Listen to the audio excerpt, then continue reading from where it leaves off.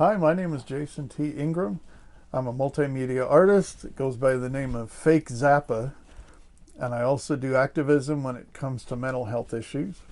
And I have also done a lot of activism and a lot of advocacy and raising awareness about conversion therapy, having been a survivor for 5 years in the early 2000s of going through anti-gay forms of therapy, conversion therapy, reparative therapy, including residential stuff. And so I have this very extreme background of not having done anything with guys until my 30s and going in and out of the closet. What I like to tell people now that I am closeted publicly though, but because I'm a closet case, don't tell anybody. And one of the things I like to talk about, especially when it comes to Truvada for PrEP, is how it relates to mental illness, trauma, and how it relates to closeted gays.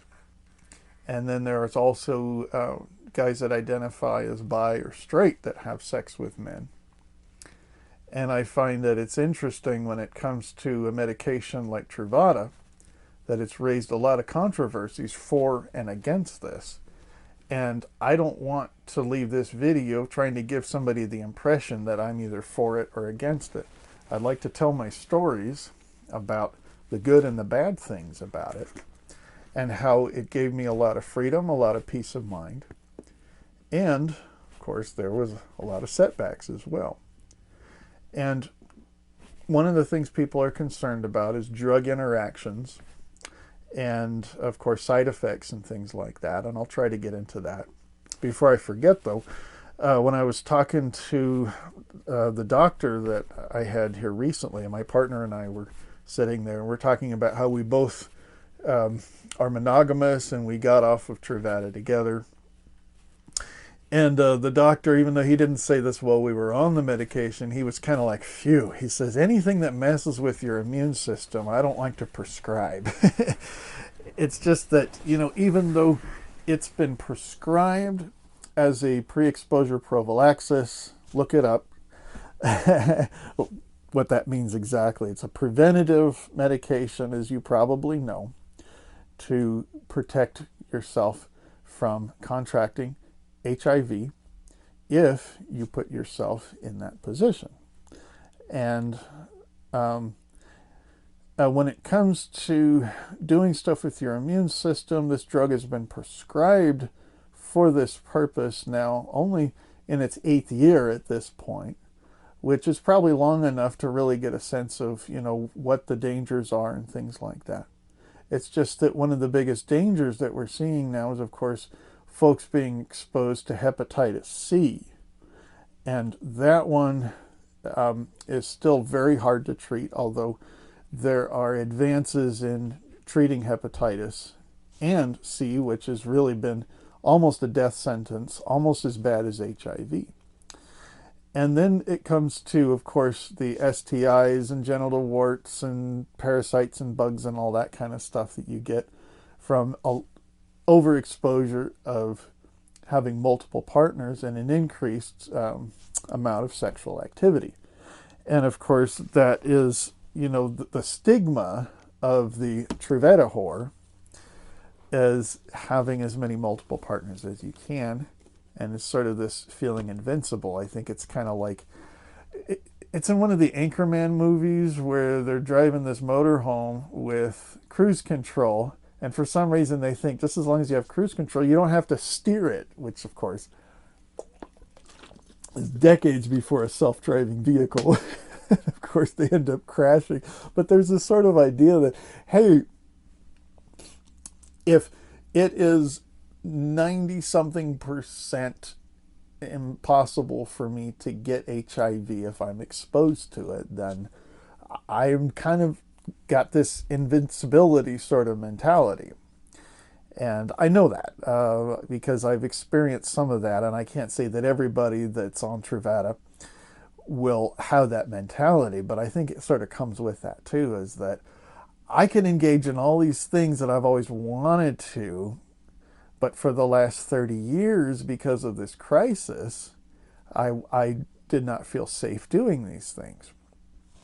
And so then there's also the thing about IV drug users, and of course the stigma for that. And I don't even want to call it stigma because, I don't advocate for IV drug use for obvious reasons.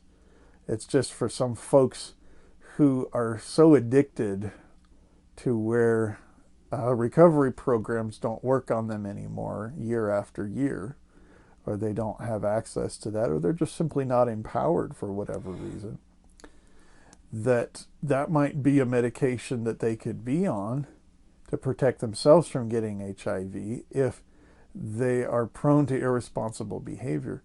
But that's pretty unlikely. You just don't hear about that. What you hear about with PrEP is it is a gay man drug. There are very few exceptions, although I'm sure there aren't.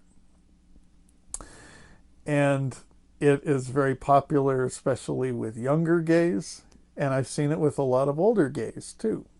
There are guys in their 60s that are on it, and there are guys probably just out of high school that are on it.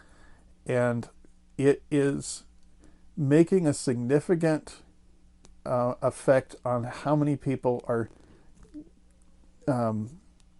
being infected with HIV, as far as I know. I've done a little bit of research, and there's some numbers out there, but it was kind of hard to see, though, with the little research that I did. But I would imagine, and it's been said too, is that, maybe HIV infections are going down, but wow, the sexually transmitted infections and diseases and other things related to multiple partners and unprotected sex is really intense. And so there are some pages you can get on like Facebook and stuff where they have PrEP users that talk about their experiences and stuff. So when I first got on it, and this was, about 4 or 5 years ago, I was reading some things from these people, and there was one guy, he said, I've only been on PrEP for this amount of months, and I've already gotten gonorrhea and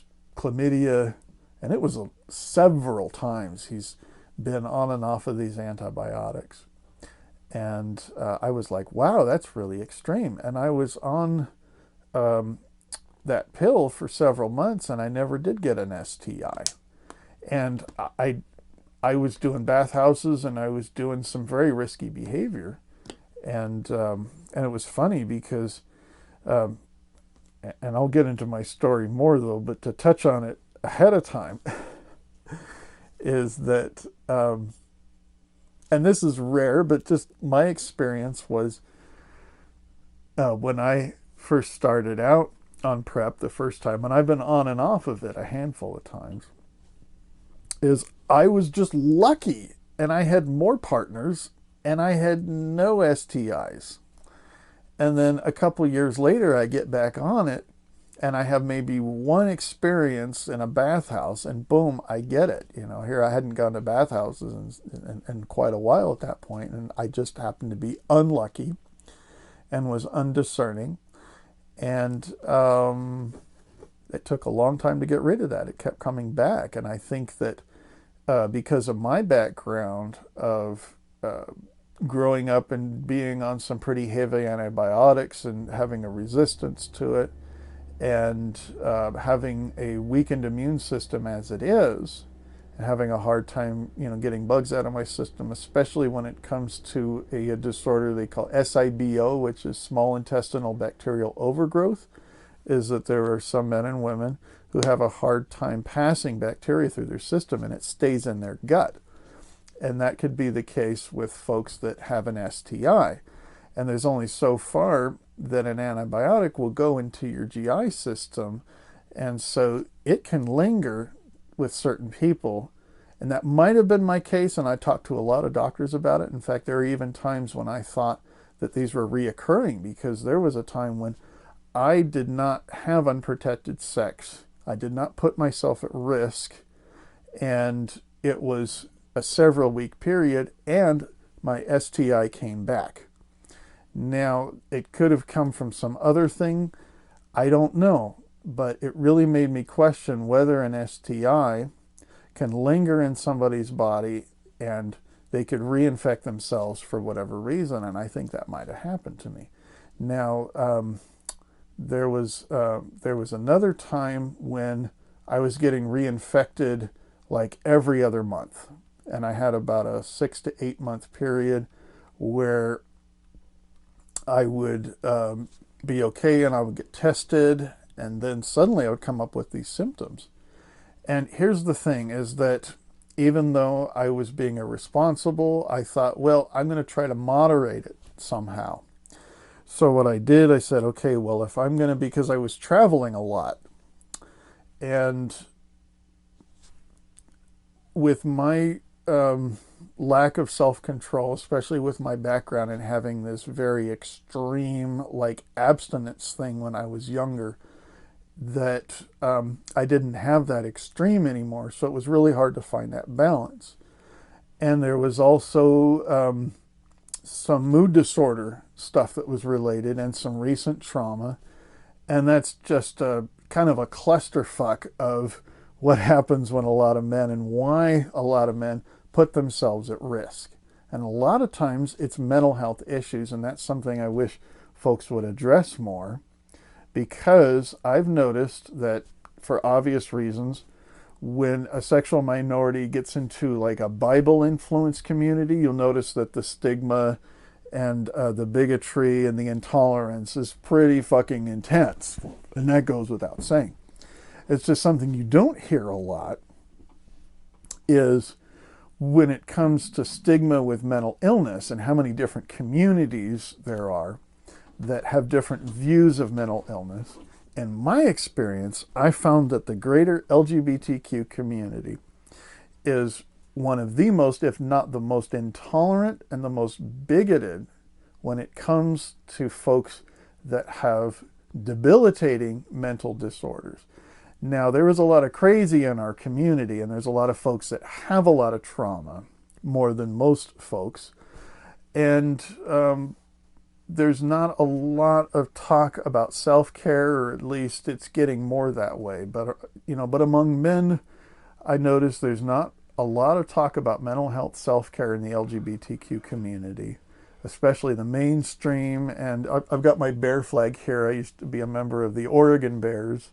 And so I've done a lot of stuff with the bear community. If you don't know what that is, BEAR, you can look it up. Bearish guys.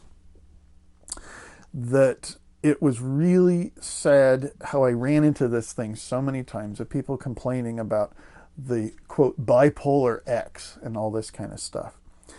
And they exhibit a lot of symptoms of post-traumatic stress disorder, and especially mood disorders and personality disorders are huge in the LGBTQ community, because that's usually a trauma type response. And there are a lot of people with a lot of antisocial behavior that gets into places of influence and power in our community. And I feel that there's some tolerance when it comes to personality disorders and mood disorders, as long as, for lack of a better term, you're well endowed or you're popular or whatever it is. But the outcasts is really what you want to look at when you see the health of a community. So if you want to look at people like me who have kind of boycotted most of the last 3 years of my life when it comes to going to gay events. I can count on one hand how many times a year I go to an official LGBTQ type event. And I've done that for my own mental health and my own protection and my own growth and healing and stuff. And I hope that's not going to be the way, but for a long time. But that's why I call myself closeted. It's one of these days somebody's going to actually ask me why I'm closeted. And that brings me to my other thing about these closet cases, is that a lot of closeted gay men often put themselves at risk even more, because they're away from the community, and there's a lot of talk in the gay community about sexual health. Not so much about mental health, but I'm glad that there's a lot of talk about condom use and a lot of stuff. And of course, they throw condoms at us everywhere you go. It's just funny that now that people are on PrEP so much, there's sort of this thing of like, I got to throw all my condoms away or give them away because I'm not going to use them ever again, sort of a thing. Even though they tell me when I'm on PrEP to use condoms, it's like, well, that's the whole purpose, is not to use condoms, because you could really get the full experience of a sexual experience that you wouldn't get wearing a raincoat on your dick. So what happens is that, we tell our doctor, I'll use a condom, and then they're like, okay, and then you go out and like, party. So I made this video called Prep Whore in Vegas, and I've never spent so much time on an animated video project, but animation is a new thing for me. But I took this Joni Mitchell song, and I was experiencing a really traumatic event, and it was at a time when I had these symptoms coming back. And I wrote this really crude parody of that Joni Mitchell song, Free Man in Paris. And it was kind of autobiographical. And then later that year, I really was more of a PrEP whore than I've ever been, for the fact that I had reoccurring STIs. In fact, at one time I even had two. I had the clam and the clap. And it's interesting, though, how the medical community views us, because, we're being responsible for protecting ourselves from getting HIV, and for a lot of gay men, especially younger ones that aren't on a lot of medications, it's hard to, take a pill every day and remember it, because you have to take it every single day. And so maybe I'll share my background about how I got into it. And I'll talk more about the video and about how it's very autobiographical, and it was even kind of prophetic in a way too. But what happened, I experienced a really bad breakup, and I was really hurting, and I was at a cruising place, and I recognized a guy from some of the bear events that I went to. And he really wanted to get boned, and this guy was like a super, super hot bearish guy. And so I followed him around, and he said that he was on PrEP, and I didn't know what that meant. So I asked him, and he said that he can't get HIV, or at least what they say, 98, 99%, whatever the statistics are for that. And so we went at it, and I thought, well, that's interesting. Now, but I didn't let him top me, though, because I still didn't know if somebody who was on PrEP really was unable to get HIV. And still, that's another thing, too, about PrEP, is that when somebody is on Truvada, there's a rare chance that they could infect somebody with HIV. But I don't think they could be a carrier. That was my big thing, is that could somebody be on PrEP and be a carrier and not get HIV or anything like that, and pass it on to somebody else? And I asked around a lot about that and did some research. And as far as I could tell, somebody who's on PrEP who is exposed to HIV can't pass it on unless it gets in your system and they get infected. So there were folks that I was the top bunk and they were not on PrEP, and I'd show them the bottle, I'd talk about it and say, I can use a rubber if you want me to, but if you want to go bareback, there's a 90 something, 99% something chance that I'm not going to get HIV. And so they'd be like, okay, cool, yeah, go ahead. And so there was also a time when there was somebody I knew who was HIV positive, even though I think he was pretty much undetectable. I'd known him for years, and I'd avoided him because I really had a fear of AIDS. And I grew up in the AIDS crisis very connected to the gay community, very connected to gay rights and, urban West Coast 80s culture. I graduated high school in 91, and then, soon after that, was when Freddie Mercury passed, and man, it was just a death sentence, and it was horrible to be in that, it was sad to be in that community and being close to that community. And there were a lot of things that put me in the closet the first time, and I think part of it was my aversion to mainstream popular gay culture, and how I felt like in order to be accepted in a community, I had to be somebody different. And that's not what diversity and tolerance and all that good liberal stuff that we like to stand behind, that's not what it's about. You need to be there as you are, and need to be accepted as you are, whether you're, quote, gay enough or not. And I just felt like that was not a safe place for me.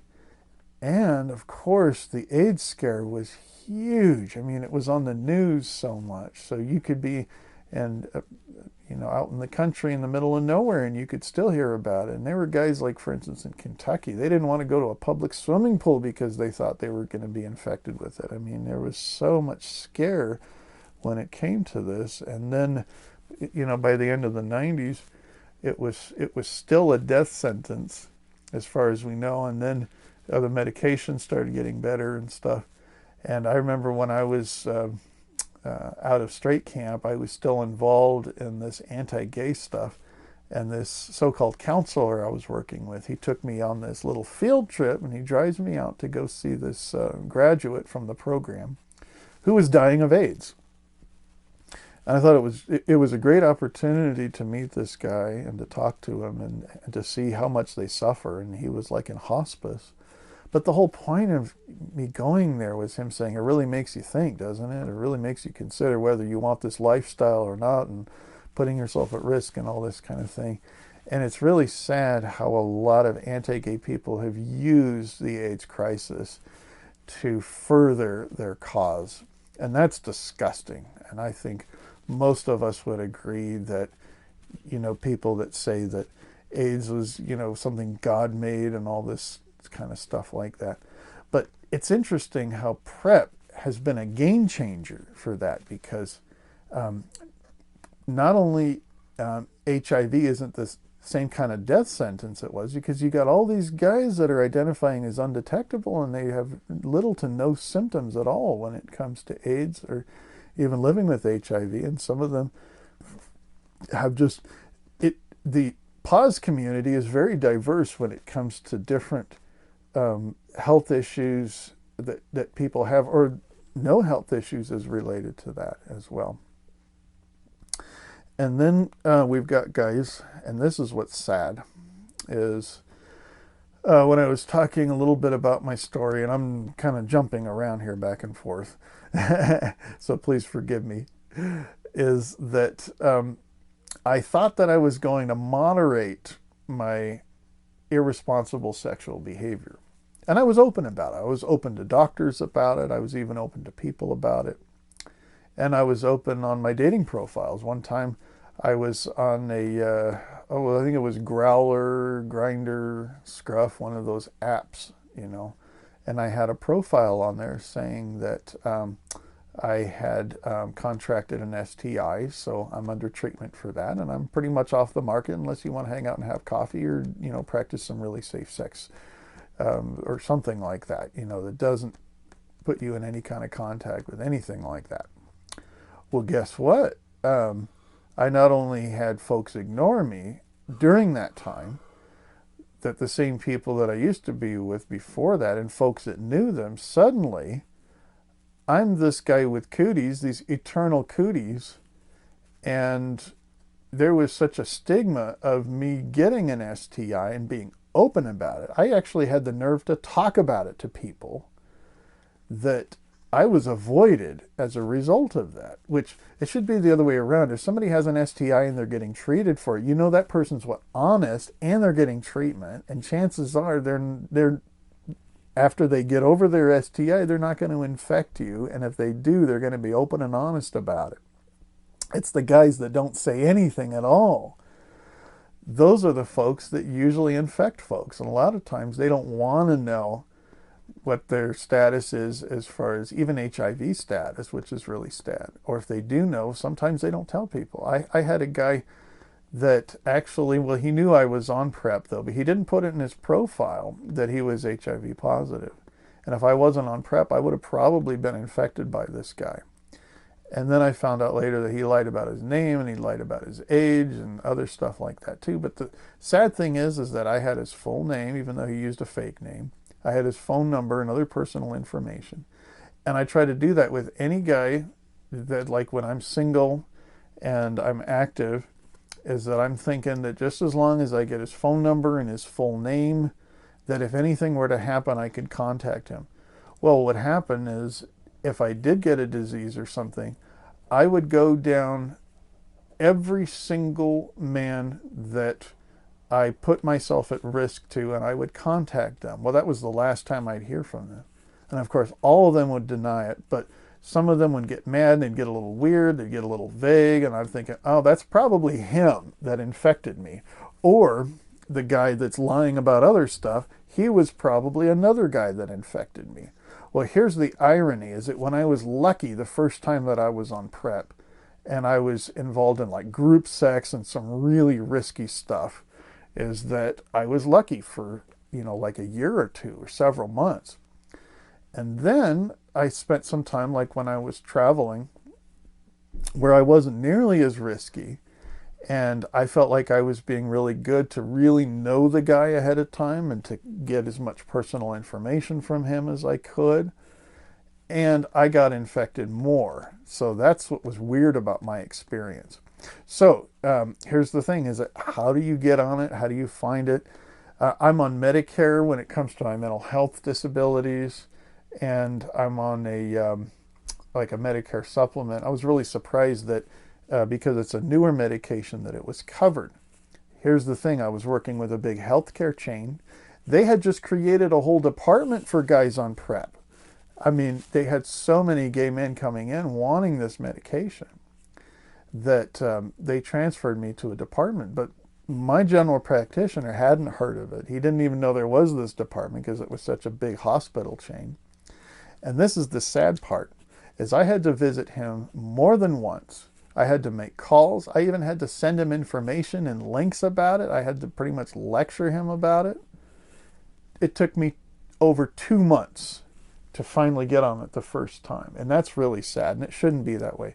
I think that a gay man should have a right to access this type of medication if his behavior is out of control. And a lot of times this out of control behavior is a mental health issue, and they need to address that. And so there were some really rude, judgmental people. There was even one at the pharmacy who refused to give it to me, and they even lied about how they messed up and even maybe why they messed up. And I told them, this is an HIV-related medication. This is not something you want to mess up on. This is not something you want to deny me the right to have. And so there was a lot of judgmental attitudes. Whether I was being irresponsible or not, there was an assumption that I was. And that really disgusted me. And healthcare professionals are diversity trained. They're trained to be polite. But you can tell when they're judging you. You can tell by their attitudes and stuff like that. So I've got another video where I talk more about the video and why I made the PrEP whore in Vegas and why I'm making fun of it and why I'm not afraid to offend people on both sides of whether they're gay affirming or not. And just kind of poking fun, making light of a very serious issue, and I think it needs to be dealt with. And I think that it is kind of funny as well. So thanks for watching, and I should have more stuff on fakezappa.com.